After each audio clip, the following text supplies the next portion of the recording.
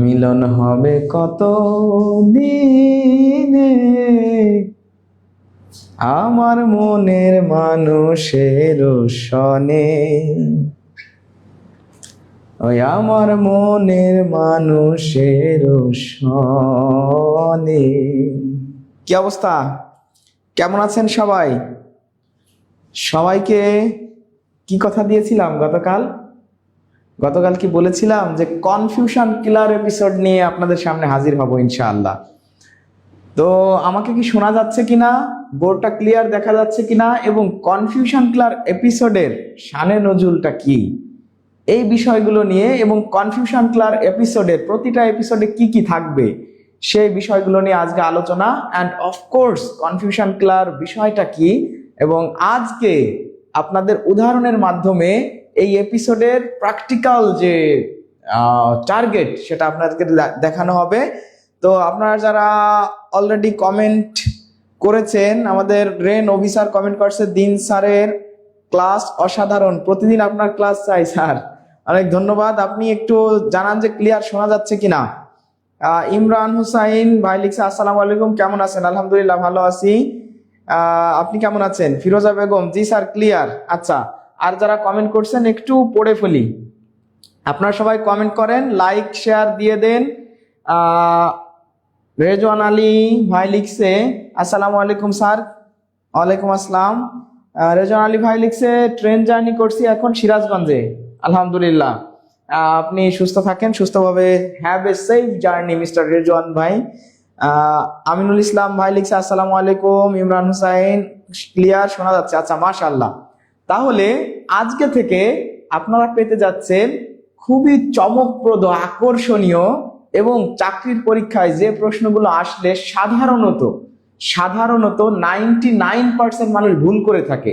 Even আমরাও অনেক সময় ভুল করে ফেলি, কারণ আমার তো চাকরির জার্নি যদি বলা হয় যে 2019-20 সাল থেকে, তাহলে 6-7 বছরের প্রস্তুতি নিয়েও এখনো কিন্তু চাকরির পরীক্ষাতে এমন এমন প্রশ্ন যেটা ফেস করলে মনে হয় যে কোনটা উত্তর হবে, এরকম তো আরো একটা প্রশ্ন আছে। এই সমস্যাগুলো নিয়ে যখন মানে কনফিউজড হয়ে যায়, তখন পরীক্ষার হলে প্রশ্ন ভুল করে আসি, উত্তর ভুল করি, বাসায় এসে দেখি যে হারে কি একটা মিস্টেক হয়ে গেল। তো কনফিউশন কিলার এই এপিসোডে আমরা প্রতিনিয়ত চেষ্টা করব সবগুলো কনফিউশনকে কিল্ড করে দিতে, সব কনফিউশনকে কি করব, কিল্ড করে দিতে। আমাদের পিপাসা রুবেল অনেকক্ষণ ধরে অপেক্ষা করছি। আচ্ছা আলহামদুলিল্লাহ, তাহলে দেখা যাক কনফিউশন কিলার কি। এপিসোড 1 কনফিউশন কিলার, সি কে সবাই কি সিকে দেখতে পারছেন? তাহলে সবাই সিকে লিখে একটু কমেন্ট করতে থাকেন, আমরা ক্লাসে চলে যাই। আমরা সুন্দর একটা ক্লাস পেয়ে যাবো ইনশাআল্লাহ। অনেকে আপনারা আছেন যারা, তারা একটু লাভ রিয়াক্ট, কেয়ার রিয়াক্ট, যে রিয়াক্ট গুলো আছে রিয়াক্ট গুলো ইউজ করবেন। মোহাম্মদ হায়াতুল্লাহ ভাই লিখছে, হায়াতুল্লাহ আপনার ক্লাসগুলো ভালো লাগে স্যার, অনেক ধন্যবাদ। জান্নাতুল ফেরদাউস আসসালামু আলাইকুম। ওয়ালাইকুম আসসালাম স্যার, ঠিক আছে। আচ্ছা আমরা তাহলে এখন ক্লাসে চলে যাই, তাই তো? কনফিউশন কিলার এপিসোডের প্রথম কনফিউশনটা আমরা কিল্ড করে ফেলবো সবাই মিলে, ঠিক আছে? সিকে সিকে সিকে, এখন থেকে শুধু কমেন্ট হবে সিকে সিকে সিকে, মানে কনফিউশন কিল্ড হয়ে যাবে, কনফিউশন কিল্ড হয়ে যাবে। এই কিল্ডের জন্য আমি যে প্রথম দুইটা প্রশ্ন আপনাদের জন্য নিয়ে এসেছি, এখন আপনাদের কাছে আমি বলবো, দেখেন যে প্রিয় ভাই এবং বন্ধুরা আপনারা যারা আছেন, আপনারা অনেকে জানেনই না, যারা প্রথম প্রথম চাকরির পরীক্ষার প্রস্তুতি নিচ্ছেন, বা ফ্রেশার, বা প্রথমে কোচিং এ ভর্তি হয়েছেন, বা চাকরির প্রস্তুতিতে মাত্র 6 মাস 1 বছর পড়াশোনা করছেন, তারা অনেকে জানেনই না যে কনফিউশন হয় কোথায়, কোন প্রশ্নগুলো থাকলে আমরা কনফিউজড হয়ে যাই। তো কোনো অসুবিধা নাই, আমি আপনাদেরকে এই প্রশ্ন সুন্দর করে সিলেক্ট করে করে নিয়ে এসে, যেগুলো বারবার এসেছে এবং বারবার এর ভিতর ভিন্নতা দেখা গিয়েছে, হালকা পরিবর্তনের কারণে প্রশ্নের উত্তর চেঞ্জ হয়ে গিয়েছে, আমি সেগুলো কালেক্ট করে আপনাদের সামনে নিয়ে হাজির হব। কেমন হবে? সবাই শিখে শিখে শিখে শিখে কমেন্ট করতেছেন, মাশাআল্লাহ, আলহামদুলিল্লাহ। আচ্ছা স্যার, এটা কি শুধু ম্যাথের জন্য? না, এটা নট অনলি ফর ম্যাথমেটিক্স। আজকের এপিসোডে ম্যাথ পাবেন, জিকে পাবেন, ইংলিশ পাবেন, বাংলা পাবেন, everything will be found in this class ইনশাআল্লাহ। ওকে, সব কিছু আপনি খুঁজে পাবেন। আসসালামু আলাইকুম স্যার, কেমন আছেন? মাহফুজা তানজিনা মাহফুজ আপু লিখছে। আচ্ছা সিকে, তাহলে সিকে মানে কনফিউশন কিলার, আর আমরা আজকে কনফিউশন কি করব? কিল্ড করব। তাহলে প্রিয় বন্ধুরা আপনারা যারা আছেন লাইভে, আপনারা সবাই একটু কমেন্ট করেন যে এই যে প্রথম প্রশ্নটা আমি লিখেছি, জাতিসংঘের নিরাপত্তা পরিষদের সভাপতির মেয়াদ কত সময়ের জন্য? আর আরেকটা আমি 2 নম্বরের প্রশ্ন লিখেছি, জাতিসংঘের সাধারণ পরিষদের সভাপতিত্বের মেয়াদ। দেখেন দুইটা প্রশ্ন কিন্তু একই ধরনের, কিন্তু এখানে একটু কনফিউশন আছে। এই প্রশ্ন কতবার আসছে এবং কত পরীক্ষাতে বারবার রিপিট হয়, আপনারা যারা প্রথম চাকরির জন্য প্রস্তুতি নিচ্ছেন তারা হয়তো জানেন না, কিন্তু আমরা জানি, এবং আমি সেইভাবেই কিন্তু কালেক্ট করছি। এমন নয় যে আপনাদেরকে জাস্ট মজা দেখানোর জন্য, নট অনলি ফর মজা but also for learning and understanding, and also for killed the confusion. Okay, তা আমরা কনফিউশন কিল করব। আপনারা সবাই প্রথম প্রশ্নের উত্তর করেন, সবাই 1 নম্বর প্রশ্নের উত্তর করেন, সবাই 1 নম্বর প্রশ্নের উত্তর করেন যে ক হবে না খ হবে না গ হবে নাকি ঘ হবে। এখানে আপনাদের জন্য একটু নোটিস করে দিই, এই নিরাপত্তা পরিষদের আরেকটা নাম আছে, তা কি আপনারা জানেন? নিরাপত্তা পরিষদের আরেকটা নাম হচ্ছে স্বস্তি পরিষদ। স্বস্তি পরিষদ, নিরাপত্তা পরিষদের আরেকটা নাম কি? স্বস্তি। একটু মোটা করে লিখি,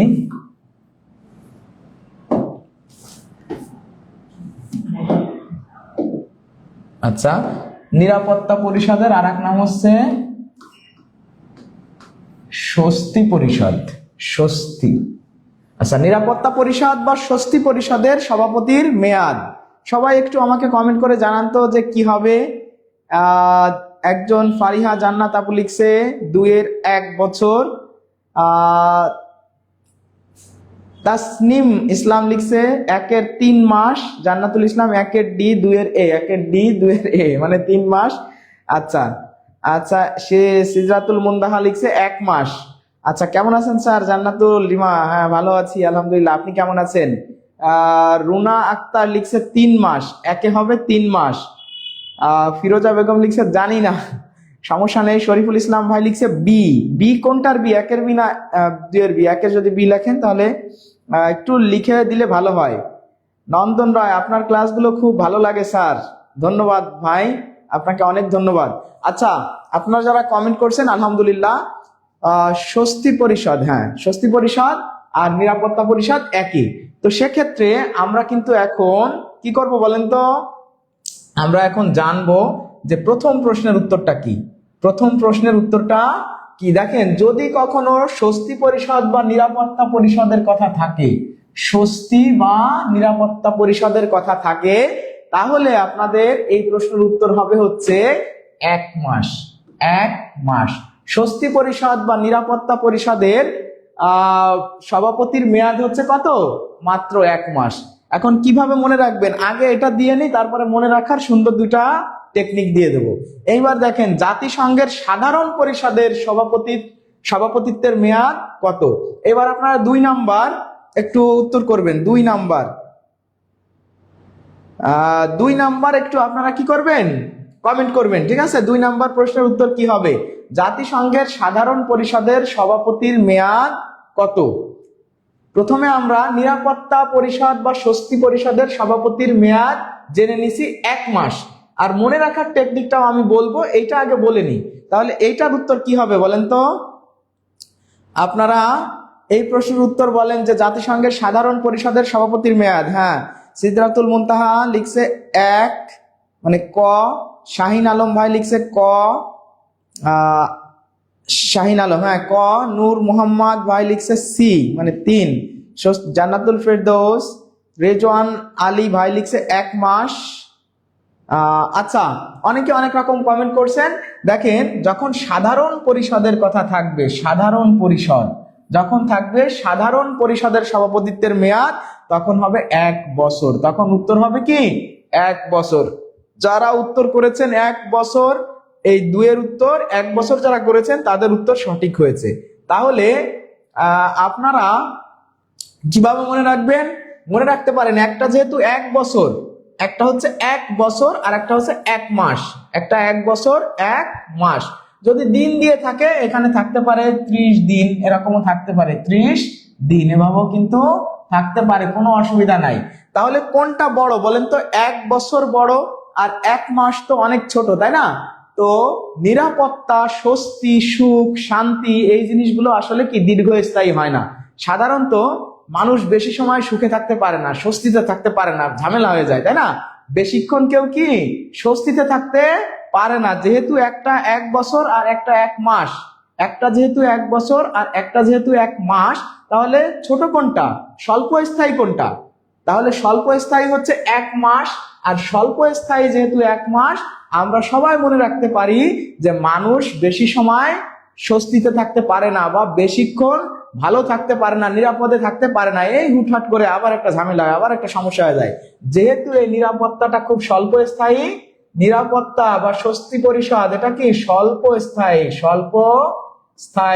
স্বল্প স্থায়ী হওয়ার কারণে এটা হচ্ছে 30 দিন বা 1 মাস। আর যেহেতু সাধারণ পরিষদে হবে 1 বছর।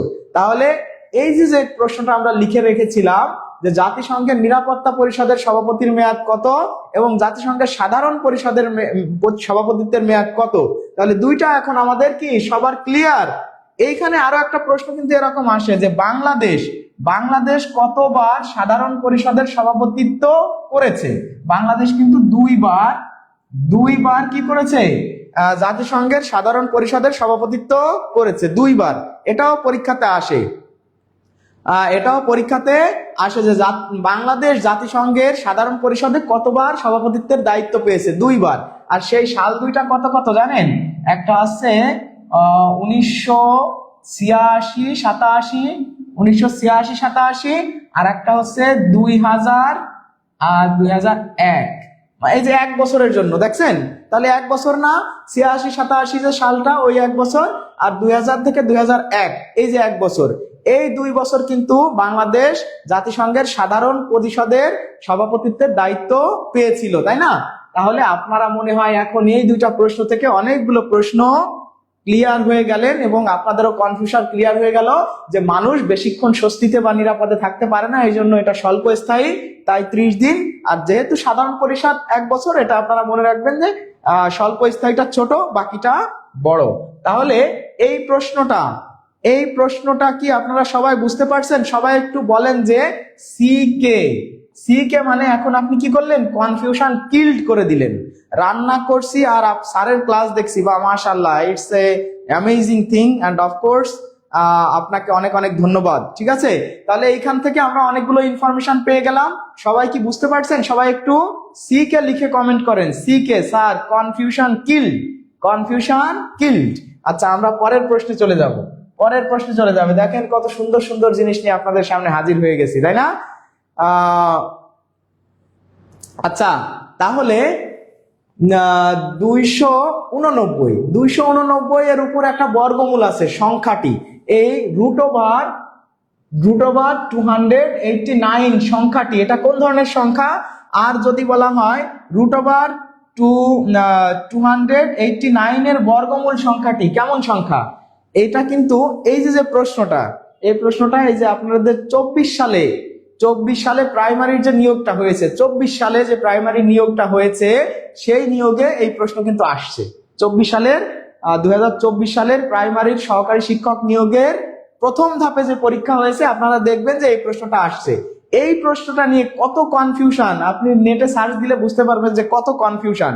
কেউ উত্তর করছে মূলদ, কেউ উত্তর করছে অমূলদ, কেউ বলছে মৌলিক, কেউ স্বাভাবিক, মানে মোটামুটি মূলদ অমূলদ নিয়ে কিন্তু এখানে বিশাল একটা কনফিউশন আছে।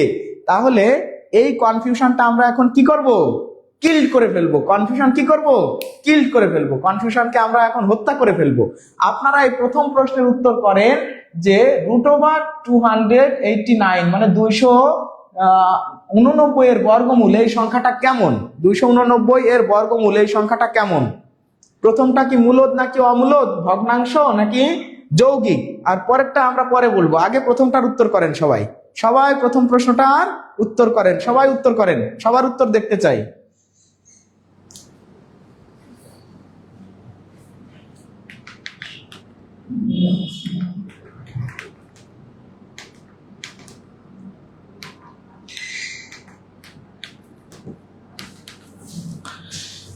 সবাই কি উত্তর করতেছেন? হ্যাঁ, মূলদ অমূলদ মূলদ। আচ্ছা, তাহলে এই এই এই জিনিসটা আপনাদেরকে এখন আমি ক্লিয়ার করে দিই। দেখেন তো কেমন লাগে ক্লিয়ার করে দিলে। দেখেন এই যে সংখ্যাটা আপনারা এখানে আমি দেখেন লিখছি যে 289। আচ্ছা, 289 কে যদি আপনি বর্গমূল করেন কত হয়? 17 হয় না? আপনারা একটু মানে বর্গমূল করলে কত হয় আমরা জানি যে বর্গমূল কিভাবে নির্ণয় করতে হয়, আপনারা একটু করে নেবেন। তাহলে এই যে সংখ্যাটা, এই সংখ্যাটাকে আপনি যদি বর্গমূল করেন তাহলে 17 হচ্ছে।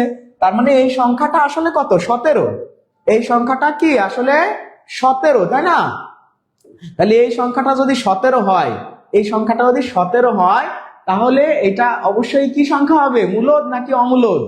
অবশ্যই এটা একটা মূলদ সংখ্যা। আমরা জানি যে অমূলদ সংখ্যা হচ্ছে সেই সংখ্যাগুলো যে সংখ্যাগুলোকে রুট ওভার করার পরে আর কি হয় না, পূর্ণ সংখ্যায় রূপান্তর করা যায় না বা পূর্ণ সংখ্যা আসে না।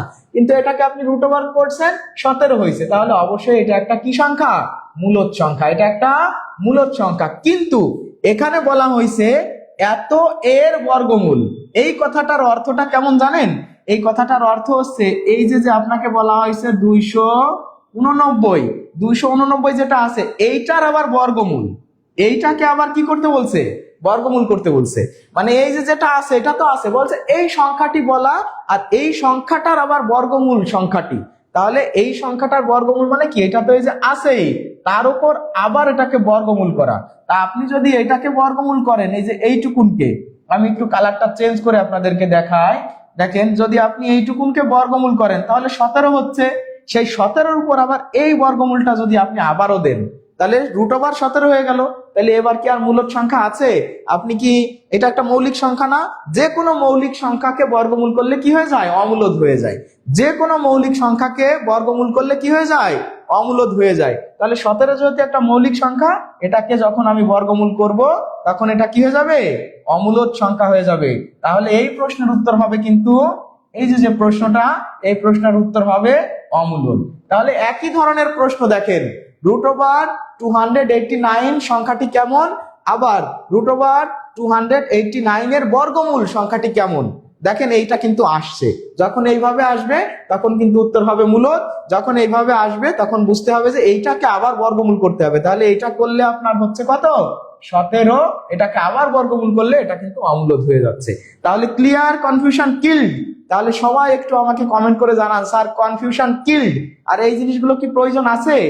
প্রয়োজন আছে কিনা আপনারা একটু বলেন যে স্যার এই জিনিসগুলো আমাদের প্রয়োজন আছে, জানতে হবে, বুঝতে হবে, বুঝে বুঝে উত্তর করতে হবে। সবাই একটু আমাকে কমেন্ট করে জানান। স্যার সিকে সিকে সিকে সিকে মানে কি? কনফিউশন কিলার। আর এখন আমরা কনফিউশন কিলার কি করতেছে, আপনাদের কনফিউশন কিল্ড করে দিচ্ছে। তাহলে এখন বলেন যে এই ধরনের প্রশ্ন থাকলে কোনো সমস্যা হবে কিনা? ইনশাআল্লাহ সমস্যা হবে না। আমরা পরের প্রশ্নে চলে যাই। এই যে দেখেন, এই প্রশ্ন যখন চলে আসে, এই ধরনের প্রশ্ন, এইখানে লোহিত রক্তকণিকার গড় আয়ু, দেখেন লোহিত রক্তকণিকার গড় আয়ু কতদিন? আপনারা সবাই একটু কমেন্ট করে জানান তো, লোহিত রক্তকণিকার গড় আয়ু কতদিন? রক্তকণিকা আছে কয় ধরনের? রক্তকণিকা রক্তকণিকা আছে হচ্ছে 3 ধরনের, তাই না? সেই 3 ধরনের রক্তকণিকার ভিতরে 3 ধরনের যে রক্তকণিকা আছে তার ভিতর একটা আছে রেড ব্লাড সেল বা লোহিত রক্তকণিকা। লোহিত রক্তকণিকা।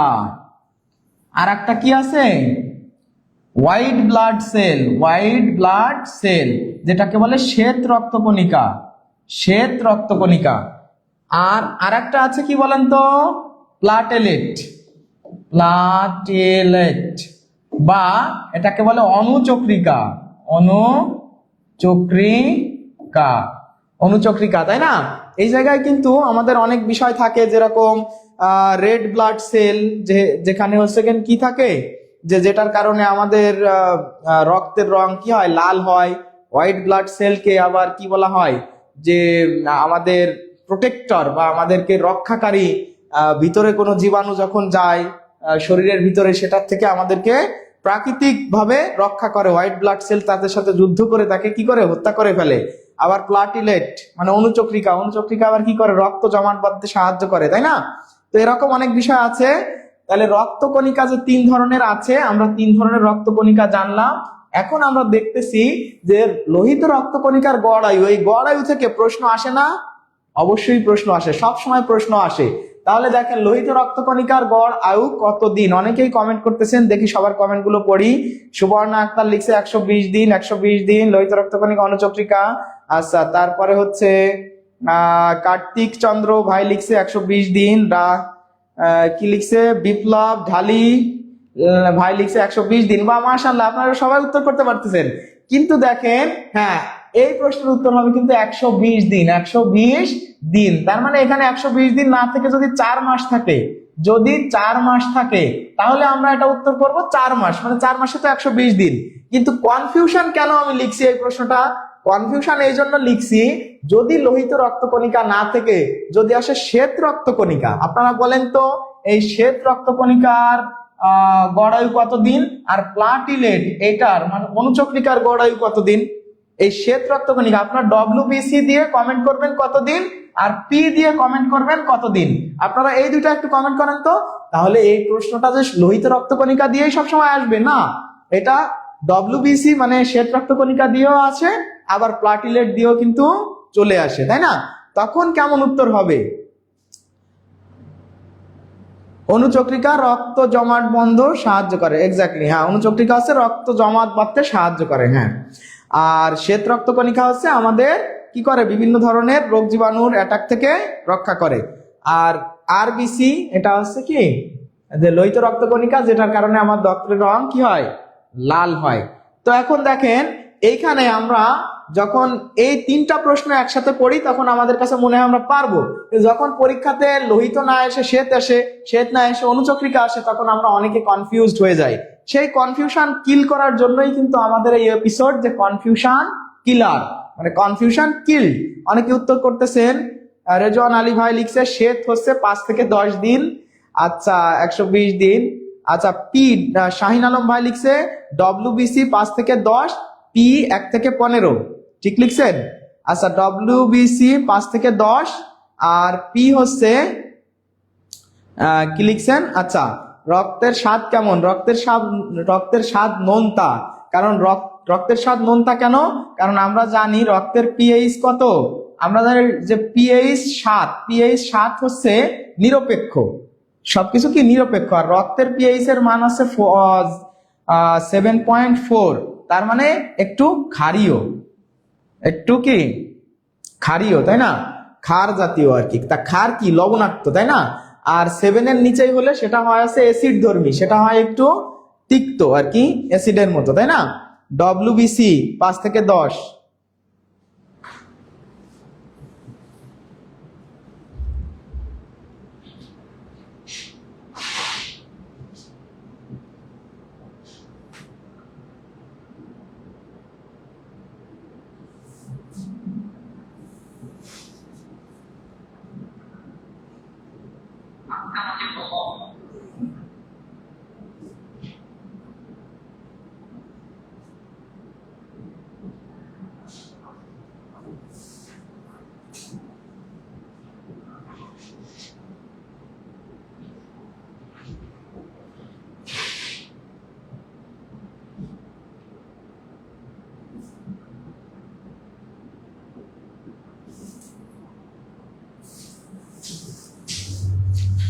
কি কমেন্ট করছেন সবাই? কমেন্ট করছেন, আচ্ছা ঠিক আছে। তাহলে অনেকেই কমেন্ট করছেন, আমরা এখন কনফিউশনটা কিল্ড করে দিই। দেখেন এইখানে কিন্তু আমাদের সবগুলো প্রশ্নের উত্তর দেওয়া ছিল যে লোহিত রক্তকণিকার গড় আয়ু কত। এখানে আবার অপশনে যেটা এই যে দেওয়া আছে 5 থেকে 10 দিন, এটাও একটা, আবার 1 থেকে 15 দিন, এটাও কিন্তু একটা আপনার প্রশ্নের উত্তর। এই শ্বেত রক্তকণিকার বয়স বা গড় আয়ু কিন্তু 1 থেকে 15 দিন, 1 থেকে 15 দিন, 1 থেকে 15 দিন। তাহলে শ্বেত রক্তকণিকার যে গড় আয়ু এটা যদি আসে তাহলে এই প্রশ্নের উত্তর হয়ে যাইতো, কিন্তু এটার প্রশ্নের উত্তর হয়ে যাইতো কি গড়, মানে এটা আছে ডব্লিউবিসি, মানে শ্বেত রক্তকণিকার গড় আয়ু। কিন্তু যদি অনুচক্রিকা চলে আসে, অনুচক্রিকার গড় আয়ু হচ্ছে 5 থেকে 10 দিন, 5 থেকে 10 দিন। তাহলে 5 থেকে 10 দিন কি অপশনে আছে? হ্যাঁ দেখেন এই যে কিন্তু 5 থেকে 10 দিন আছে। এটা যদি উত্তর হতো, মানে প্রশ্ন আসতো, তাহলে প্লাটিলেট যদি থাকে, প্লাটিলেট বা অনুচক্রিকা যদি থাকতো, তাহলে এই প্রশ্নের উত্তর হয়ে যাইতো খ। দেখেন লোহিত রক্তকণিকা, শ্বেত রক্তকণিকা এবং অনুচক্রিকা, এই তিনটা প্রশ্নের উত্তর যা, এই উত্তরগুলো কিন্তু অপশনে আছে। এই অপশনে যখন উত্তরগুলো আপনি এভাবে পেয়ে যাবেন, তখনই আপনার কি হয়ে যাবে, তখনই আপনার মানে কনফিউশন হয়ে যাবে। এখন এই কনফিউশনকে আমরা কিভাবে কিল করব? কনফিউশন আমরা কিল করব এইভাবে যে দেখেন অনুচক্রিকা, অনুচক্রিকা, অনু মানে কি বলেন তো? অনু মানে ক্ষুদ্র, মানে ছোট। অনু মানে আছে ক্ষুদ্র বা ছোট। দেখেন এই অনুচক্রিকার কিন্তু মেয়াদটা সব থেকে কম, সব থেকে কম, সর্বোচ্চ 10 দিন। সর্বোচ্চ কত দিন? 10 দিন, মানে 5 থেকে 10 দিন, এটাই তো সব থেকে কম কম মেয়াদ বা কম গড় আয়ু, তাই না? তাহলে অনু মানে যেহেতু ছোট, তাহলে এই যে অনু মানে ছোট, অনু, অনু অর্থ কি? অনু অর্থ, সরি আমরা একটু মুছে দিই, অনু অর্থ, অনু অর্থ হচ্ছে ক্ষুদ্র। অনু মানে হচ্ছে ক্ষুদ্র বা ছোট। তাহলে ক্ষুদ্র বা যেহেতু ছোট, তাহলে এইটা হবে সব থেকে কি স্বল্প মেয়াদী, সব থেকে স্বল্প মেয়াদী। তাহলে এটা যদি আপনি মনে রাখতে পারেন যে অনু মানে ছোট, তার মানে স্বল্প মেয়াদী, মানে 5 থেকে 10 দিন। এদের যে দিনগুলো আছে, একটা হচ্ছে 120 দিন, একটা হচ্ছে 1 থেকে 15 দিন, আর একটা হচ্ছে কত 5 থেকে 10 দিন। তাহলে সব থেকে ছোট অনুচক্রিকা, তার মানে অনু মানে ছোট, তাহলে সব থেকে ছোট যেটার আয়ু বা গড় আয়ু সেটাই হবে অনুচক্রিকা। আর লোহিত রক্তকণিকা হচ্ছে RBC, red blood cell, red, red zone, red মানে লাল, রেড কার্ড, মানে আমরা সবসময় রেড মানে একটা আতঙ্ক, ভয়, এটাকে সহজে হত্যা করা যায় না, এটা বেশি দিন বাঁচে, বেশি দিন থাকে, রেড, এই কথাটা আমাদের মনে রাখতে হবে। রেড একটা আতঙ্কের নাম, এটা একটা শক্তিশালী জিনিস, রেড কালার। মনে করেন আপনাকে যদি বলা হয় সব থেকে মানে তরঙ্গ দৈর্ঘ্য বেশি কোন আলোর, সব থেকে তরঙ্গ দৈর্ঘ্য বেশি কিন্তু লাল আলোর, কারণ লাল আলো সব থেকে দূর থেকে দেখা যায়, এটা তরঙ্গ দৈর্ঘ্য অনেক বেশি হয়, মানে লাল মানেই একটা আতঙ্কের বিষয়। তার মানে যেহেতু এটা লোহিত রক্তকণিকা, এই জন্য এটা সব থেকে বড়, সব থেকে বড় বা বেশি, বড় বা বেশি দিন বাঁচে, বেশি দিন, আতঙ্ক, বেশি, বড়, এগুলো সব রেডের সাথে যায়, তাই না? তার মানে আপনি যদি অনু মনে রাখতে পারেন আর সব থেকে বড় মনে রাখতে পারেন, তাহলে মাঝখানেরটা হবে হোয়াইট ব্লাড সেল বা শ্বেত রক্তকণিকা। তাহলে আপনি যখন এই প্রশ্নগুলো পড়বেন, কিভাবে পড়বেন প্রিয় ভাই? আপনার এই একটা প্রশ্ন যদি থাকে আর এরকম অপশনে যদি এগুলো দেওয়া থাকে, আপনি তখন প্রত্যেকটা অপশনের পাশে এগুলো লিখে ফেলবেন যে এইটা কার মানে গড় আয়ু, এইটা কার গড় আয়ু, এই জিনিসগুলো সুন্দরভাবে লিখে ফেলবেন। দেখবেন যে আপনার কনফিউশন আর থাকবে না, পরীক্ষার হলে যেটাই আসবে সেটাই পারবেন। কিন্তু আলাদা আলাদা আলাদা আলাদা ভাবে সব পড়বেন, সারা জীবন পড়বেন, সারা জীবন ভুলে যাবেন, সারা জীবন কনফিউশন হবে। তাহলে এখন কি সবার কনফিউশন ক্লিয়ার? সবার কি কনফিউশন ক্লিয়ার স্যার? যে রক্তকণিকা 3 ধরনের আছে, red blood cell, white blood cell এবং প্লাটিলেট। তাহলে রেড ব্লাড সেলের গড় আয়ু হচ্ছে 120 দিন, হোয়াইট ব্লাড সেল হচ্ছে 1 থেকে 15 দিন, আর প্লাটিলেট হচ্ছে 5 থেকে 10 দিন।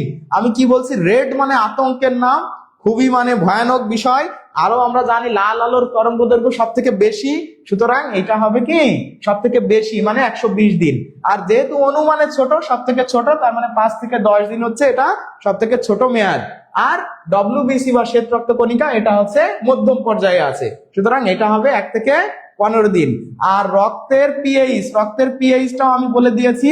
আর রক্তের মানে স্বাদ হচ্ছে কি ক্ষারীয়, ঈষৎ ক্ষারীয়, ঠিক আছে?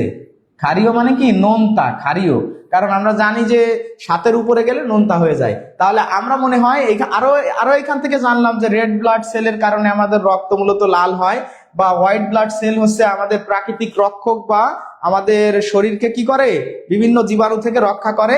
প্লাটিলেট বা অনুচক্রিকা হচ্ছে রক্ত জমাট বাঁধতে সাহায্য করে।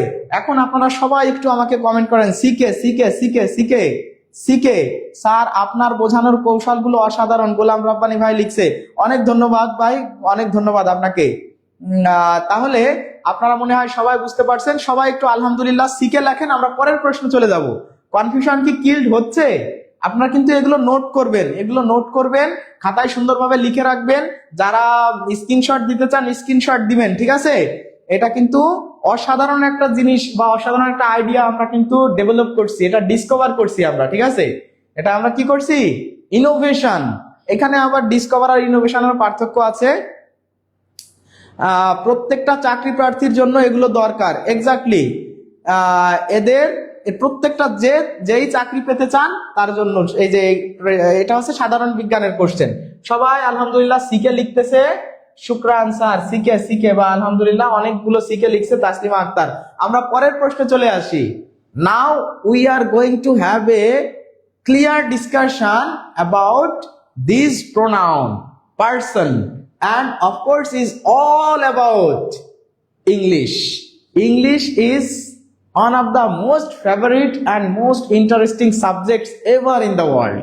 মানে আমারও খুব ভালো লাগার এবং সাথে সবার জন্য খুব মজার বিষয় ইংরেজি, ঠিক আছে? তাহলে মজার বিষয় হচ্ছে মজার মতো করে পড়লে মজার বিষয় হয়। আর যারা আমরা মজা বুঝি না তারা এটাকে অনেক কঠিন করে নিয়ে ফেলি। কঠিন আমরা নিব না। আমরা আজকে জানবো এইখানে এই যে প্রশ্নটা দেওয়া হয়েছে যে ফার্স্ট পারসন, এই যে দেখেন ফার্স্ট পারসন, থার্ড পারসন এবং এখানে কি আছে সেকেন্ড পারসন। আমরা জানি যে তিনটা, যে first person, second person, third person আছে। এই ফার্স্ট পারসন, সেকেন্ড পারসন এবং থার্ড পারসন যদি একই সাথে সাবজেক্ট হিসেবে বসে, তাহলে কোনটা আগে বসে এর কিন্তু একটা সুন্দর সিকোয়েন্স আছে। সেই সিকোয়েন্সটাও আপনারা লিখবেন। আমাদের স্কুল শিক্ষকরা যদি এভাবে বোঝাতো জীবনেও ভুলতাম না, পুষ্পা রুয়েল। আচ্ছা ধন্যবাদ আপু। না স্যাররা তো শিখানি, স্যাররা অবশ্যই চেষ্টা করেন। তো আপনারা এই প্রশ্নটার উত্তর করেন সবাই যে dash R going to market.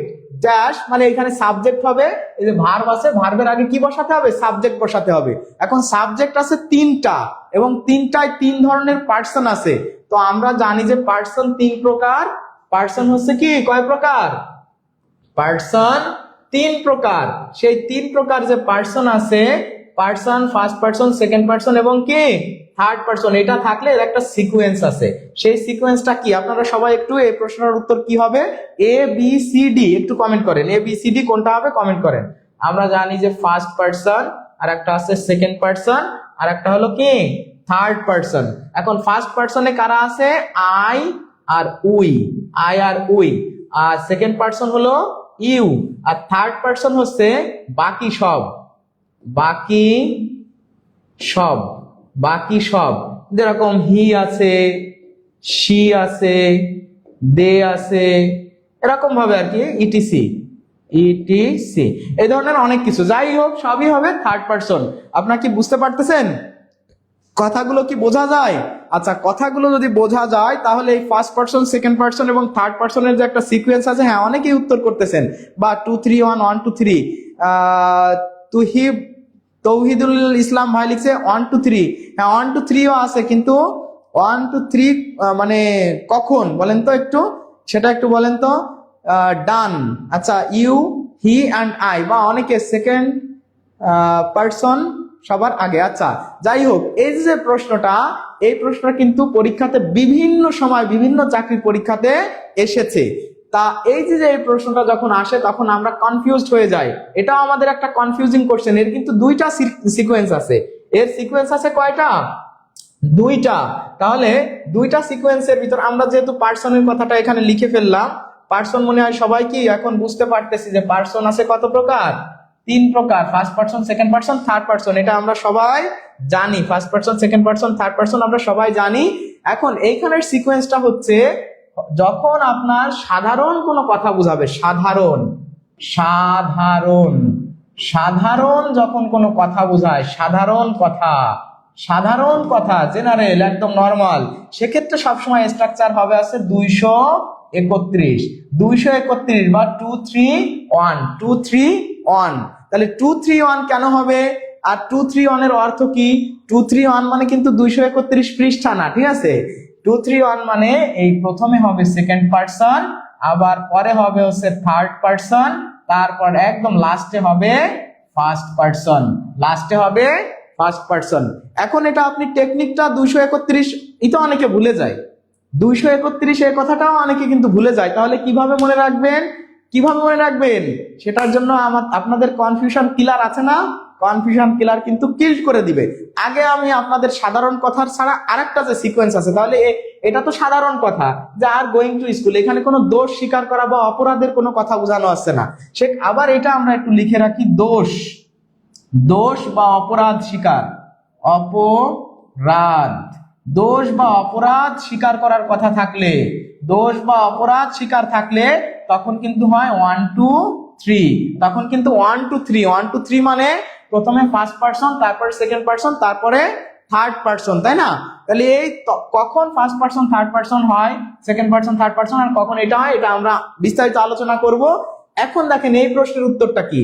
এই প্রশ্নের উত্তর হচ্ছে, যেহেতু সাধারণ কোনো কথা আছে, তাহলে 2 3 1 মানে আগে হবে সেকেন্ড পারসন, সেকেন্ড পারসন এখানে আছে, এখানেও আছে, তারপরে থার্ড পারসন, এখানে ফার্স্ট পারসন, এখানে থার্ড পারসন। তাহলে এই যে দেখেন সেকেন্ড পারসন 2, এই যে কিন্তু থার্ড পারসন 3, এই যে দেখেন ফার্স্ট পারসন 1, মানে 2 3 1। তাহলে এই প্রশ্নের উত্তর হবে সি।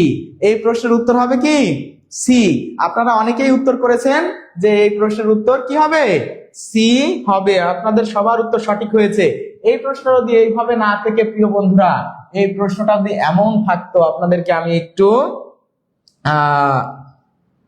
এইভাবে লিখে দিলাম, হ্যাঁ, আপনারা সবাই একটু বলেন যে তখন উত্তরটা কোনটা হতো? 1 2 3। আচ্ছা, তাহলে যদি এই প্রশ্ন এমন থাকতো যে আর গিলটি, GUILTY, গিলটি, মনে করেন এখানে আপনাদের একটা অপশন আমি অ্যাড করে দিলাম, ধরে নেন আছে আই, ইউ অ্যান্ড হি। আচ্ছা, যদি এরকম থাকে তাহলে এই যে 5টা অপশন দিয়ে দিলাম আপনাদের, আপনারা এইবার একটু কমেন্ট করেন তো। সাধারণ, যে কোনো সাধারণ কথাবার্তা বা ভালো বা পজিটিভ কিছু থাকলে আমরা ওই সিকোয়েন্সটা। এইবার দেখেন ড্যাশ আর গিলটি, তাহলে গিলটি মানে কি? দোষী, দোষ স্বীকার করা, যে আমরা গিলটি। তাহলে এইবার কোনটা হবে বলেন তো? এইবার কোনটা হবে? এইবার কোনটা হবে এই প্রশ্নের উত্তর? দোষ। সুফিয়া আক্তার মুক্তা আপু লিখছে দোষ। 1 2 3, 2 3 1, বা মাশাআল্লাহ, সবাই তো বুঝতে পারতেছেন। আরো একটা টেকনিক, মানে আপনারা অনেকেই জানেন 2 3 1 1 2 3, 2 3 1 1 2 3, এটা জানেন, কিন্তু এটা মনে রাখবেন কিভাবে? এমন একটা টেকনিক দেবো, মানে বোঝায় বলবো এমন ভাবে আপনার জীবনে আর কোনোদিন মুখস্থ করতে হবে না যে 2 3 1 হবে নাকি 1 2 3 হবে, মানে ওই জিনিস ভুলে যান আপনি। আপনাকে আমি সুন্দর টেকনিক দেবো, আগে এই প্রশ্নটার উত্তর করেন। এখন এই প্রশ্নটার উত্তর কি হবে বলেন তো? এখন কিন্তু অনেকে উত্তর করতেছে, অনেকগুলো উত্তর করেছেন আমাদের নাহিদ হাওলাদার ভাই, অনেকেই উত্তর করতেছেন, আলহামদুলিল্লাহ, মাশাআল্লাহ। আমরা কিন্তু আজকে কি করতেছি? কনফিউশন কিল করতেছি। এবং কনফিউশন কিল্ড কি আজকেই করবো শুধু না, আজকে আমাদের এপিসোড 1।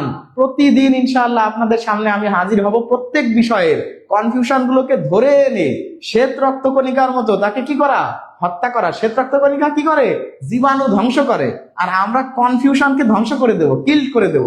এই জন্য আমরা এই এপিসোডের নাম দিয়েছি কনফিউশন কিলার। তাহলে এই প্রশ্নের উত্তর, যেহেতু দোষ স্বীকার করার কথা বলা হয়েছে, দেখেন যেহেতু এখানে গিলটি আছে, গিলটি মানে দোষ স্বীকার করা, অথবা অফেন্স যদি থাকে, অথবা ক্রাইম বা ক্রিমিনাল যদি থাকে, সব ক্ষেত্রে কিন্তু এই প্রশ্নের উত্তর হবে 1, 2, 3। তার মানে এই যে দেখেন ফার্স্ট পারসন, সেকেন্ড পারসন এবং থার্ড পারসন। তাহলে first person, second person, third person দোষ স্বীকার বা অপরাধের ক্ষেত্রে। এখন আপনাদের কনফিউশন ক্লিয়ার করতে হবে। কনফিউশন কিভাবে ক্লিয়ার করা যায় আমি একটু চেষ্টা করি। দেখেন কনফিউশনটা এখন আমরা ক্লিয়ার করব হচ্ছে এইভাবে যে আপনারা সবাই একটু মনোযোগ দেন, সবাই একটু কি করবেন, মনোযোগ দিবেন। মনোযোগটা হচ্ছে এইভাবে, দেখেন যখন কোনো ভালো কথা বলা হয়, যখন কোনো পজিটিভ কথা বলা হয়, সাধারণত যে কোনো ধরনের ভালো কাজ বা পজিটিভ কাজ, প্রশংসার কাজ, এইখানে যদি 3 জন মানুষ থাকে, সবসময় নিজের প্রশংসাটা পরে করতে হয় বা গোপন রাখতে হয়, নিজের কথাটা আগে বলতে হয় না। ভদ্রতা বা সৌজন্যতা এটাই বলে যে কখনো নিজেকে নিয়ে বাড়াবাড়ি করতে হয় না। এরকম একটা কথা আমরা ছোটবেলায় কবিতা পড়েছি না, নিজে যাকে বড় বলে বড় সেই নয়, লোকে যাকে বড় বলে বড় সেই হয়। তার মানে আপনি কি বড়, এটাকে আপনি নিজে নিজে বলবেন না, আপনাকে রাখবেন সব থেকে শেষে, আপনাকে রাখবেন সব থেকে শেষে। তার মানে কোনো ভালো কথা, পজিটিভ কথা, সাধারণ কথা, প্রশংসার কথা হলে সবসময় আপনি আপনাকে রাখবেন শেষে, আর আপনি নিজে বলতেছেন, তার মানে আপনি ফার্স্ট পারসন, আপনি চলে যাচ্ছেন একদম মানে শেষে। তার মানে ফার্স্ট পারসন শেষে যাচ্ছে যখন কথাটা থাকে পজিটিভ। তাহলে প্রথমে কে থাকবে, প্রথমে সবসময় প্রশংসা করতে হয় সামনে যে থাকে তার, আর এরপরে আপনি প্রশংসা করবেন হচ্ছে যে আপনার সামনে নাই। এখন আপনি মনে রাখবেন কিভাবে, স্যার সামনে যে আছে তার প্রশংসা করব মানে কি, সামনে যে আছে সেই তো সেকেন্ড পারসন, আপনি ফার্স্ট পারসন, আর সামনে যে আছে সে সেকেন্ড পারসন। এখন আপনি যদি সামনের জনের প্রশংসা না করে যে আপনার সামনে নাই তার প্রশংসা করেন, তাহলে হচ্ছে সামনে যে লোকটা বসে থাকে, মানুষের সহজাত প্রবৃত্তি হচ্ছে যে আপনার সামনে যদি অন্য কারোর প্রশংসা করা হয় তাহলে আপনার কিন্তু মনটা খারাপ হয়ে যায়। হ্যাঁ, আপনার প্রশংসা করে তারপরে যদি আর কারো প্রশংসা করা হয় তাহলে মন খারাপ হয় না, তাহলে না আমারও প্রশংসা করছে আর একজনকেও ভালো বলতেছে, কিন্তু আপনাকে ভালো না বলে যদি আমি অন্য কাউকে ভালো বলা শুরু করি, তখন মানুষের এটা সহজাত প্রবৃত্তি যে একটু কষ্ট বা খারাপ লাগা শুরু হয়ে যায়। যার কারণে প্রশংসা, ভালো কাজ, ভালো কথা, সামনে যে থাকবে আগে তার প্রশংসা করতে হবে, আর নিজের কথা বলতে হবে একদম শেষে, নিজের কথা বলতে হবে একদম শেষে। তাহলে মাঝখানে থেকে যাচ্ছে থার্ড পারসন, যেহেতু 3 ধরনের পারসন আছে, তাহলে থার্ড পারসন কি, কথা কি বোঝা গেছে?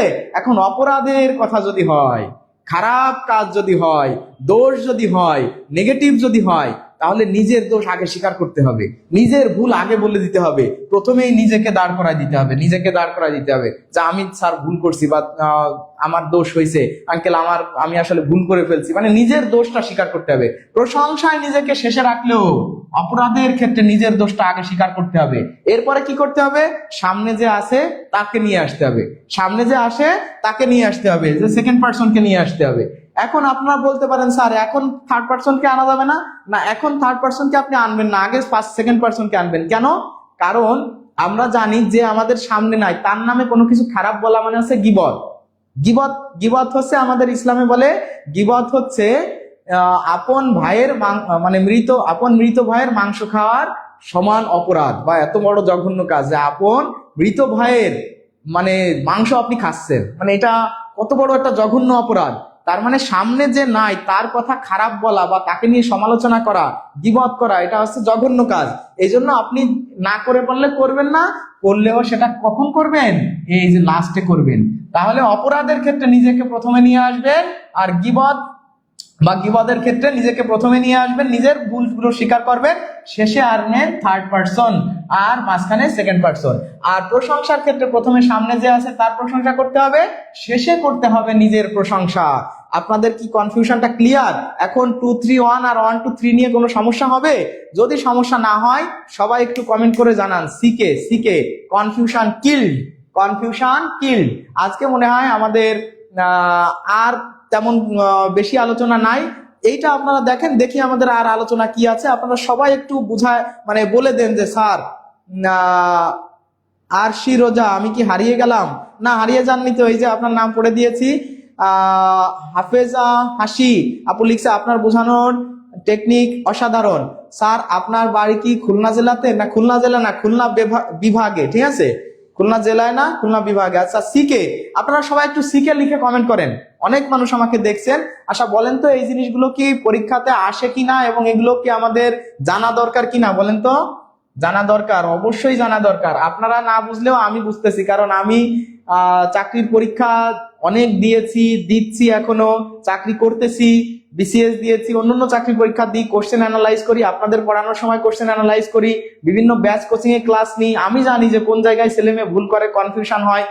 আপনি তো পড়াশোনা না করলে বুঝবেনই না কনফিউশন কোথায় হয়। তো আলহামদুলিল্লাহ আপনারা অনেকে উত্তর করতেছেন, অনেকে বলতেছেন আমার কথা। আপনার নাম কখনো বলেন না স্যার। আমার নাম আচ্ছা, আমার নাম বলতেছি, একটু পরেই বলে দেবো। তাহলে এই প্রশ্নের উত্তর হবে ই। আমরা নেক্সট কোশ্চেনে চলে যাই। দেখেন, এটা হচ্ছে আমাদের নেক্সট কোশ্চেন এবং বলা যায় যে লাস্ট কোশ্চেন এটা আর কি, ঠিক আছে। আজকের কনফিউশন কিলার এপিসোডের লাস্ট এপিসোড মানে লাস্ট পেজ বা লাস্ট কোশ্চেন হচ্ছে এলিয়টের কবিতা বাংলায় প্রথম অনুবাদ করেন কে? আর হচ্ছে এলিয়টের কবিতা অনুবাদ গ্রন্থের লেখক কে? তাহলে দেখেন, এইখানে কিন্তু দুইটা ভিন্ন প্রশ্ন। লেখক কে, এখানে লেখক কে চাইছে আর অনুবাদ করেন কে চাইছে, কিন্তু একই জিনিস, একই জিনিস। তাহলে একই ধরনের প্রশ্ন।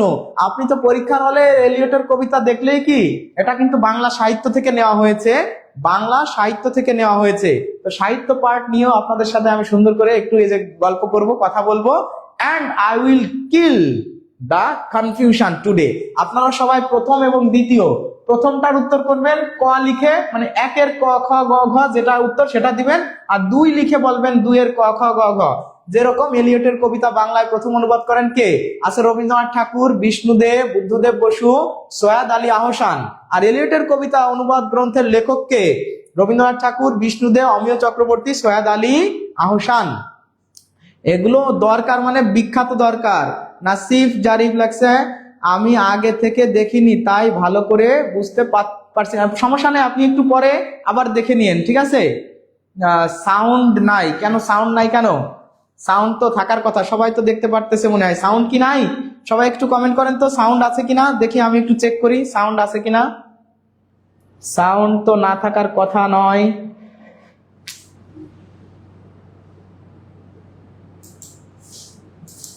সবাই একটু কমেন্ট করেন তো, সাউন্ড আছে কিনা। সাউন্ড আছে, সাউন্ড আছে, সাউন্ড নিয়ে অসুবিধা নাই। আপনি একটু ফোনটা রিফ্রেশ দিয়ে আবার ঢোকেন, সমস্যা নেই।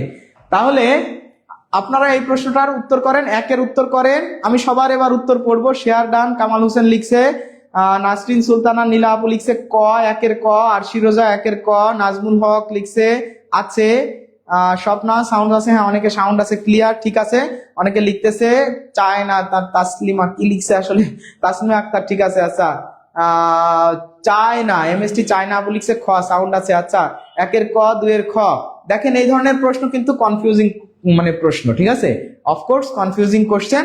এবং আপনারা যারা আমাদের লাইভটা দেখতেছেন আজকে, আজকে যে আমাদের যে এপিসোডটা, এই এপিসোডটা কিন্তু সত্যিকার অর্থে অসাধারণ একটা আইডিয়া ইনোভেট করছি আমরা, ঠিক আছে। এটা কেন করছি? কারণ আমি বলেছিলাম যে আমরা জানি না এই জন্য চাকরি পাই না, বিষয়টা এমন না। আমরা জানা জিনিস কনফিউশনের কারণে ভুল করে আসি, এই জন্য আমাদের চাকরি হয় না। বোঝা গেছে? আমাদের অধিকাংশেরই কনফিউশনের কারণে পারা প্রশ্ন ভুল করে আসি, কিন্তু পারা প্রশ্ন ভুল করা যাবে না। যেটা সবাই পারতেছে, যেটা কমন, ওইটা ভুল করলেই আপনি খতম। You are going to lag behind. তো এই জায়গা থেকে এই কথাগুলো আমি দেখেন, আমি কিন্তু একটু সময় নিলেও বুঝায় বুঝায় বলতেছি। আপনার ওই 1 2 3 2 3 1 এগুলো ভুলাই যাবে না আর কোনোদিনও। আমার গল্পগুলো মনে রাখলে জীবনেও ভুলায়ে যাবে না। কিন্তু আপনি যদি শুধু 1 2 3 2 3 1 এইভাবে, এটা আপনার মনে থাকবে না, ঠিক আছে। আজকে হয়তো ভাল লাগবে, আজকে হয়তো ভাল লাগবে, পরে ভাল লাগবে না। ইঞ্জিনিয়ার শামীম প্রধান লিখছে একের ক, দুইয়ের ক, দুইটাই ক লিখছে। সিক্ত রানিশা আচ্ছা লিখছে একের ক, দুইয়ের ঘ। আচ্ছা, আমি তুমি সে এর টেকনিক খুব ভালো লাগলো স্যার। মোহাম্মদ আয়াতুল্লাহ ভাই লিখছে, হ্যাঁ। পিপাসা রুবেল লিখছে 1 এ। আচ্ছা, তানভীর আহমেদ, আচ্ছা অনেকেই আপনারা কমেন্ট করছেন। আমি এখন কনফিউশন কি করব, এখন আমি সিকে করব, এখন আমি সিকে মানে কনফিউশন কিল করে দেব। দেখেন, এলিয়টের কবিতা বাংলায় প্রথম অনুবাদ করেন, মানে এলিয়ট হচ্ছে, আমরা জানি এলিয়ট হচ্ছে ইংরেজি সাহিত্যের একজন কবি, ওনার নাম হচ্ছে টিএস এলিয়ট। টিএস এলিয়ট, এই টিএস এলিয়ট হচ্ছে, টিএস এর পূর্ণরূপ কি এটাও কিন্তু চাকরির পরীক্ষাতে আসে। টিএস এর পূর্ণরূপ বিশেষ করে বিসিএস এ আসে। টিএস হচ্ছে থমাস স্টিয়ার্নস এলিয়ট। তো টিএস এলিয়টের কবিতাগুলোকে বাংলায় অনুবাদ করেছিলেন প্রথম হচ্ছে রবীন্দ্রনাথ ঠাকুর।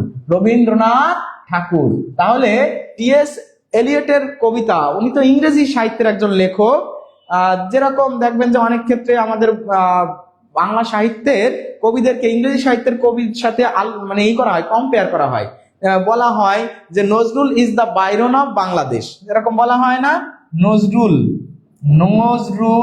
Is the Byron of Bangladesh, Byron of Bangladesh, Nazrul is the Byron of Bangladesh. এই বাইরন কে বলেন তো? বাইরন হচ্ছে ইংরেজি সাহিত্যের লর্ড বাইরন, ইংরেজি সাহিত্যের বিদ্রোহী কবি, তাই নজরুলও বাংলা সাহিত্যের বিদ্রোহী কবি, তাকে তুলনা করা হয়। দেখবেন যে রবীন্দ্রনাথকে অনেক সময় রবীন্দ্রনাথ ইজ দ্য শেলি বা Rabindranath is the Eliot of Bangla literature, এরকম লেখা থাকে। তো বিষয় হচ্ছে মূলত এলিয়টের যে কবিতাগুলো আছে, সেই কবিতাগুলোর কোনো একটা কবিতা বা কিছু কবিতাকে প্রথমে বাংলায় অনুবাদ করেছিলেন আমাদের বিশ্বকবি রবীন্দ্রনাথ ঠাকুর। এই রবীন্দ্রনাথ ঠাকুরকে বিশ্বকবি উপাধি কে দিয়েছিল জানেন? ব্রহ্মবান্ধব, ব্রহ্মবান্ধব। তাহলে এই যে বিশ্বকবি রবীন্দ্রনাথ ঠাকুর কি করেছেন? এলিয়টের কবিতাকে প্রথম বাংলায় অনুবাদ করেছেন। এইটা আছে এলিয়টের কবিতা। এলিয়টের কবিতা এটা একটা গ্রন্থ, এটা একটা গ্রন্থ, অনুবাদ গ্রন্থ। এটা কোনো আসলে কোনো কবিতাকে অনুবাদ করা নাই, এইটা এই গ্রন্থটার নামই হচ্ছে এলিয়টের কবিতা। মানে এলিয়টের বিভিন্ন কবিতাকে নিয়ে দেখা যাচ্ছে একটা অনুবাদ গ্রন্থ লিখেছেন। এই গ্রন্থ লিখেছেন হচ্ছে কে? এই গ্রন্থ লিখেছেন বিষ্ণু দে। গ্রন্থ লিখেছেন বিষ্ণু দে। তাহলে এলিয়টের কবিতা অনুবাদ গ্রন্থের লেখক হচ্ছে বিষ্ণু দে, আর এলিয়টের কবিতাকে বাংলায় প্রথমে অনুবাদ করেছেন রবীন্দ্রনাথ ঠাকুর। তাহলে আপনারা মনে রাখতে পারেন এইভাবে। কিভাবে মনে রাখবেন বলেন তো? অনুবাদের যে বিষয়টা এটা আপনাদেরকে মনে রাখার জন্য আমি একটা টেকনিক বলি। আপনারা কি জানেন যে গীতাঞ্জলির ইংরেজি নাম কি? গীতাঞ্জলির ইংরেজি নাম সবাই কি জানেন? গীতাঞ্জলির দ্য সং অফারিংস, তাই না? এই গীতাঞ্জলিকে ইংরেজিতে অনুবাদ করেছেন কে জানেন? গীতাঞ্জলিকে যদি বলে ইংরেজিতে অনুবাদ করেছেন কে, আমাদের অধিকাংশ মানুষই এটা ভুল উত্তর করবে। তাহলে অনেকেই ভুল উত্তর করবে কেন? সবাই ডাইরেক্ট বলবে গীতাঞ্জলিকে অনুবাদ করেছেন ডব্লিউ.বি. ইয়েটস। কিন্তু আসলে না, এই প্রশ্নের উত্তর কিন্তু এটা না। এই গীতাঞ্জলিকে ইংরেজিতে অনুবাদ করেছেন হচ্ছে রবীন্দ্রনাথ ঠাকুর নিজেই। এখন যদি বলা হয় গীতাঞ্জলির যে ভূমিকা লেখা, আমরা জানি না কোনো একটা কাব্যগ্রন্থ বা কোনো একটা গ্রন্থ এর প্রথমে কি ভূমিকা থাকে না? বা কোনো একটা সংবাদপত্র বা কোনো কিছুর একটা ভূমিকা, মুখবন্ধ, এটা থাকে না? ভূমিকা লিখেছেন কে? এই ভূমিকাটা গীতাঞ্জলি কাব্যগ্রন্থের ভূমিকা এইটুকুন অনুবাদ করে দিয়েছিলেন শুধু কি ডব্লিউ.বি. ইয়েটস হচ্ছে আয়ারল্যান্ডের একজন কবি। হ্যাঁ, উনি হচ্ছে সাহিত্যে নোবেল পাওয়া, উনি হচ্ছে আধুনিক যুগের ইংরেজি সাহিত্যের একজন কবি। উনি হচ্ছে আমাদের রবীন্দ্রনাথের যে গীতাঞ্জলির ভূমিকাটা অনুবাদ করেছিলেন, কিন্তু মূল গীতাঞ্জলিটাকে দ্য সং অফারিংস নামে বা গীতাঞ্জলির সবগুলো কবিতাকে অনুবাদ করেছিলেন কিন্তু রবীন্দ্রনাথ ঠাকুর নিজেই। এটাও একটা কনফিউশনের বিষয়। তাহলে যদি আসে যে দ্য সং অফারিংস এর ভূমিকা বা প্রবন্ধের প্রথম অংশ বা মুখবন্ধ, এটা কে অনুবাদ করেছে? ডব্লিউ.বি. ইয়েটস। কিন্তু গীতাঞ্জলিকে অনুবাদ করেছেন রবীন্দ্রনাথ ঠাকুর। তার মানে বোঝা যায় যে অনুবাদ করাকরির বিষয়ে রবীন্দ্রনাথের একটা কি আছে? পারদর্শিতা আছে। এবং রবীন্দ্রনাথ নিজের যে গীতাঞ্জলি কাব্যগ্রন্থ, সেই কাব্যগ্রন্থটাকে ইংরেজিতে অনুবাদ করেছেন। রবীন্দ্রনাথ নিজের কাব্যগ্রন্থকে ইংরেজিতে অনুবাদ করেছেন। যেহেতু টি.এস. এলিয়ট একজন ইংরেজি কবি, তাহলে তার কবিতাকে অনুবাদ করেছেন রবীন্দ্রনাথ ঠাকুর। রবীন্দ্রনাথ ঠাকুর অনুবাদে পারদর্শী, যার কারণে তিনি প্রথম অনুবাদ করেছেন। এভাবে আপনি মনে রাখবেন। আর এটা একটা প্রবন্ধ, জাস্ট টি.এস. এলিয়টের কবিতা, এটা একটা গ্রন্থ। এই গ্রন্থটা লিখেছেন বিষ্ণু দে। একটা মনে রাখলে অন্যটা কিন্তু কি হয়ে যাবে? ক্লিয়ার হয়ে যাবে। আচ্ছা, আপনাদের কি ভালো লাগতেছে? কেমন লাগছে ক্লাসগুলো? এই যে মনে করেন আমি যে এই কথাগুলো বলছি, ইরিশ, হ্যাঁ ইরিশ পোয়েট লিখছে আমাদের তানভীর ভাই, ইরিশ আইরিশ, হ্যাঁ আয়ারল্যান্ডের। আচ্ছা, তো যাই হোক আলহামদুলিল্লাহ, আপনারা কি এই যে আমি এতক্ষণ আপনাদের সময় নিলাম, আলোচনা করলাম, চেষ্টা করলাম যে কনফিউশনকে কি করার, কিল্ড করার, এই ধরনের বিভিন্ন প্রশ্ন নিয়ে বিভিন্ন সাবজেক্ট থেকে, ইংরেজি, বাংলা, সাধারণ জ্ঞান, ম্যাথমেটিক্স, এই জায়গাগুলো থেকে নিয়ে যদি এরকম 5টা-10টা প্রশ্ন এবং কনফিউশন নিয়ে বারবার হাজির হই, আপনারা কি উপকৃত হবেন না? ভালো লাগবে কিনা? সবাই একটু আমাকে কমেন্ট করে জানান যে স্যার না আজকে অনেক ভালো লাগছে, বুঝতে পারছি, এরকম এপিসোড চাই। তাহলে আমার এই সিকে এপিসোড, এই যে সিকে এপিসোড, এটা চলবে চলবে কতদিন পর্যন্ত? যতদিন পর্যন্ত আমি আছি, আপনারা চাকরি না পান। চাকরি পাওয়ার পরেও শিখবেন, কোনো অসুবিধা নাই। তাহলে আজকে মনে হয় আমাদের, হ্যাঁ এই যে কি কেমন দিলাম, কেমন লাগলো? এমন ক্লাস রেগুলার চান আপনারা? রেগুলার কি এ ধরনের ক্লাস চান? যদি রেগুলার এই ধরনের ক্লাস চান, সবাই একটু আমাকে কমেন্ট করে বলেন স্যার, জি স্যার সিকে এপিসোড কন্টিনিউ করেন। সবাই বলবেন সিকে এপিসোড কন্টিনিউ করেন। আপনারা, আপনাদেরকে আমি কিছু কথা বলি। কিছু কথা হচ্ছে আপনি নোট করবেন কিভাবে। অনেকে আসলে বোঝে না যে নোট করবে কিভাবে। কিভাবে নোট করার থেকে আগে বুঝতে হবে কোন জিনিসগুলো নোট করবেন, কোন জিনিসগুলো নোট করবেন। আপনি জানেন, আপনি কি কখনো ওয়ার্ড মিনিং পড়লে এটা পড়েন যে ডগ মানে কুকুর, ক্যাট মানে বিড়াল, তারপর বাংলাদেশের রাজধানী ঢাকা, বা ধরে নেন যে ম্যান মানে মানুষ, বয় মানে বালক, এগুলো কি আপনি কখনো নোট করবেন? না, এটা তো আপনার জানা জিনিস, এটা আপনার জানা জিনিস। আপনি হচ্ছে কোনটা নোট করেন? যে জিনিসটা আপনি জানেন না, এটা হচ্ছে একটা বিষয়। আর দ্বিতীয় আর একটা বিষয় হচ্ছে কনফিউশন হয় যখন, যখন দুইটা জিনিস মানে কন্ট্রাডিক্টরি হয়ে যায়, একই ধরনের মনে হয়। যে ওই যে মনে করেন আমি আপনাদের অনুচক্রিকার গড় আয়ু কত, লোহিত রক্তকণিকার গড় আয়ু কত, বা অন্যান্য মানে শ্বেত রক্তকণিকার গড় আয়ু কত, তাহলে ওই গড় আয়ু থেকে ওই 3টা থেকেই আসে, আপনি ওই 3টাকে নোট করে ফেলেন। এরকম ভাবে কোন জিনিসগুলো নোট করবেন, এই বিষয়ে কিন্তু এই এপিসোডটা তুলে ধরা, যে কোন বিষয়গুলোকে আপনি এক জায়গায় নিয়ে আসলে আপনার কনফিউশন কি হয়ে যাবে, কনফিউশন কিল্ড হয়ে যাবে। কিল্ড, কনফিউশন কিল্ড হয়ে গেলে আপনি নিজেই হয়ে যাবেন একজন সিকে মাস্টার, মানে কনফিউশন কিলার হয়ে যাবেন। আপনি তখন কি হয়ে যাবেন? কনফিউশন কিলার হয়ে যাবেন। তাহলে আপনি যদি আপনার কনফিউশনকে কিল করতে পারেন, তাহলে আপনি নিজেই কনফিউশন কিলার হয়ে গেলে ভালো হয় না? আরে আমি আপনার কি কনফিউশন ক্লিয়ার করব? আমি আপনাকে জাস্ট কিছু টেকনিক দেখাই দেবো। এই টেকনিকটা কাজে লাগিয়ে আপনার অনেক সুন্দরভাবে সামনে এগোতে হবে, ভালোভাবে আপনার পড়াশোনা করতে হবে। আর এই যে আপনাদের পাশে এই যে কিভাবে নোট করবেন, কোন জিনিসগুলো কিভাবে নোটে লিখবেন, এবং এই যে যে আপনার কনফিউজিং যে কোশ্চেন গুলো আছে, এইগুলা নিয়ে আপনাদের সামনে আমি কি করব, প্রতিনিয়ত হাজির হব। না, আগে মাথায় তারপর খাতায়, আগে মাথায় তারপর খাতায়। এক্স্যাক্টলি, সিকে কন্টিনিউ চাই। জি স্যার চাই, সিকে কন্টিনিউ, রেগুলার সিকে ক্লাস চাই। আচ্ছা, সিকে চাই, বা মাশাআল্লাহ, সিকে চাই। তাহলে সবাইকে অনেক ধন্যবাদ, আপনারা অনেকক্ষণ আমাদের সাথে ছিলেন। এই ধরনের যে এপিসোড গুলো, এটা নিয়ে আমি আপনাদের সাথে, আমি দিন ইসলাম, আমি আমার নামটা এই যে বলে দিলাম, DEENISLAM, আর বাংলায় হচ্ছে দয় বয় দীর্ঘি ন দিন ইসলাম, দিন ইসলাম। ঠিক আছে, তো নাম বলে দিলাম এই যে। আর আপনারা বলতে পারেন যে সিকে মাস্টার, সিকে স্যার, তার মানে কনফিউশন কিলার। তাহলে আপনার কনফিউশন আপনি কিল্ড করে আপনি নিজেই হয়ে যেতে পারেন কনফিউশন কিলার। আপনি তাহলে হয়ে যাবেন একজন জব হোল্ডার। তাহলেই আপনি একটা কি পেয়ে যাবেন, চাকরি পেয়ে যাবেন। হ্যাঁ, আপনি তাহলে একটা চাকরি পেয়ে যাবেন ইনশাআল্লাহ। তা আপনাদেরকে ছোট একটা গান শোনাই দিই নাকি? কেমন হয়? কেমন হয়? আপনার কি চান যে একটা গান, যেহেতু ক্লাস শেষে কি একটা গান চান? গান চাইলে কমেন্ট করেন, সুন্দর একটা গান শোনাই দিই, ঠিক আছে? অফলাইনে পড়া যাবে কি? অফলাইন না, আমার অফলাইনে ব্যাচ কোচিং নাই বিভিন্ন জায়গায়। কখন নিবেন ক্লাস স্যার?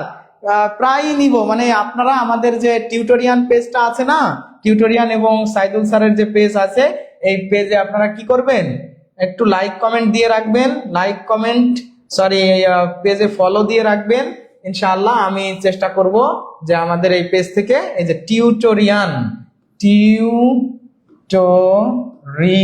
এই যে দেখেন আমরা যেখান থেকে লাইভে আসি, টিউটোরিয়াল অথবা সাইদুল স্যার, সাইদুল স্যার, বা বাংলায় লেখা আছে সাইদুল স্যার, সাইদুল স্যার। এই পেজে আপনারা লাইক এবং ফলো দিয়ে রাখবেন। এই পেজগুলোতে আপনারা সবসময় নোটিশ পেয়ে যাবেন, সবাই নোটিশ পেয়ে যাবেন, ঠিক আছে? বা নামটা সুন্দর, অনেক ধন্যবাদ। আচ্ছা, তা আপনাদের সুন্দর একটা গান শোনায় দিয়ে আজকের ক্লাসটা এখানে শেষ করব। আপনারা সবাই কমেন্ট করছেন যে স্যার আমরা কি চাই, আমরা এই সিকে চাই, সিকে ক্লাস কন্টিনিউ করেন। আমি ইনশাআল্লাহ প্রতিনিয়ত হোক, সপ্তাহে 4-5 দিন হোক, যে কয়দিন হোক, এরকম সুন্দর সুন্দর এপিসোড স্বল্পক্ষণের জন্য আপনাদের কাছে নিয়ে হাজির হব ইনশাআল্লাহ। তো ঠিক আছে, একটা ছোট একটা গান কয়ে দিই নাকি?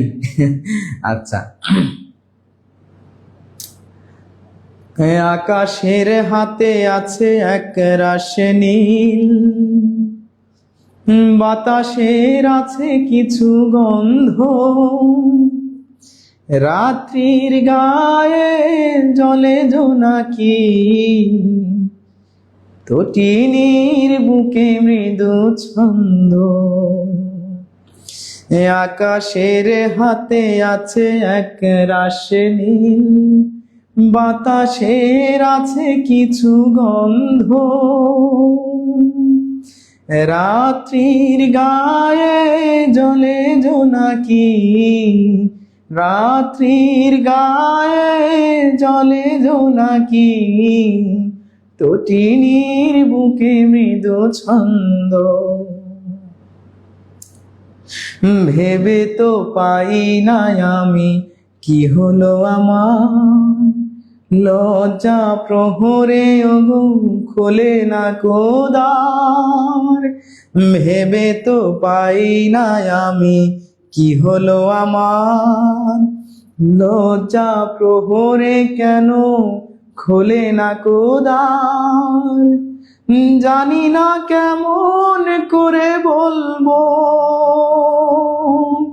হেয়ালি কতই ভেসে চলবো। জানি না কেমন করে বলবো,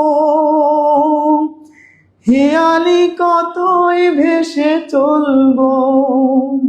বলি বলি বলি করে বলা হলো না, বলি বলি বলি করে বলা হলো না। জানি না কিসের এত দ্বন্দ্ব। আকাশের হাতে আছে এক রাশে নীল, বাতাসের আছে কিছু গন্ধ, রাত্রির গায়ে জলে জোনাকি, তটিনীর বুকে মৃদু ছন্দ। এ আমার দুহাত শুধু রিক্ত, এ আমার দু চোখ জলে সিক্ত, এ আমার দুহাত শুধু রিক্ত,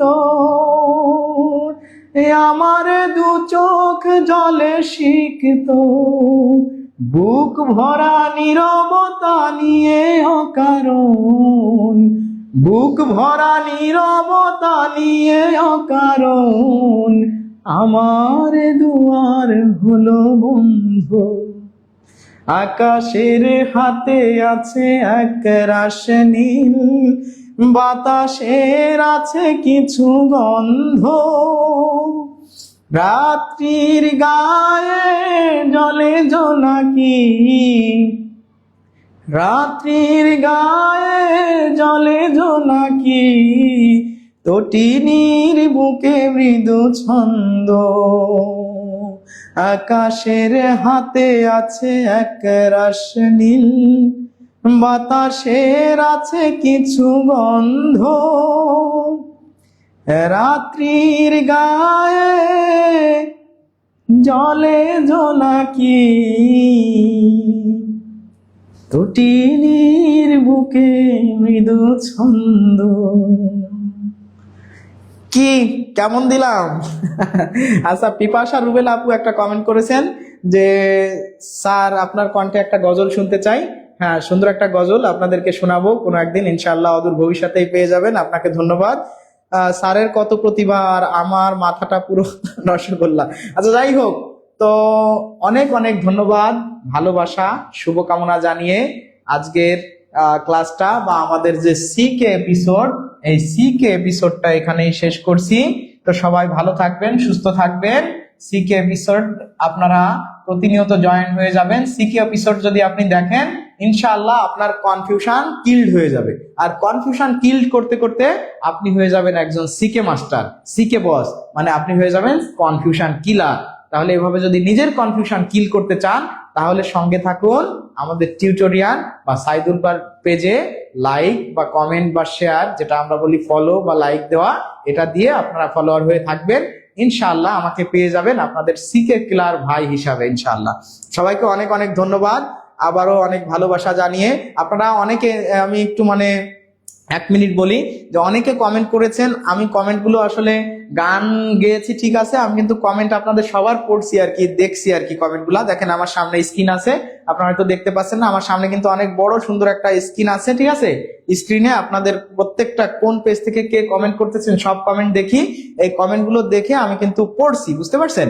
তো আসলে গানের ভিতর তো আবার আপনার কমেন্ট পড়া যায় না। গানের ভিতর কমেন্ট পড়তে গেলে কি সমস্যা হয় বলেন তো, তাহলে তো গান গাইতে পারবো না। তো কমেন্ট গুলো মনে মনে পড়ছি, অনেক ভালো ভালো আপনারা কমেন্ট করেছেন। I feel really grateful to have such a beautiful comment all of you, and I salute all of you, I respect all of you, I love all of you. যে আপনাদের সবাইকে অনেক অনেক অনেক ভালোবাসা, শুভকামনা আমি জানাচ্ছি। আমি কমেন্ট গুলো পড়েছি, কেউ মন খারাপ করবেন না। সবাইকে অনেক অনেক ধন্যবাদ। আল্লাহ হাফেজ, সবাই ভালো থাকবেন। আসসালামু আলাইকুম ওয়া রাহমাতুল্লাহ।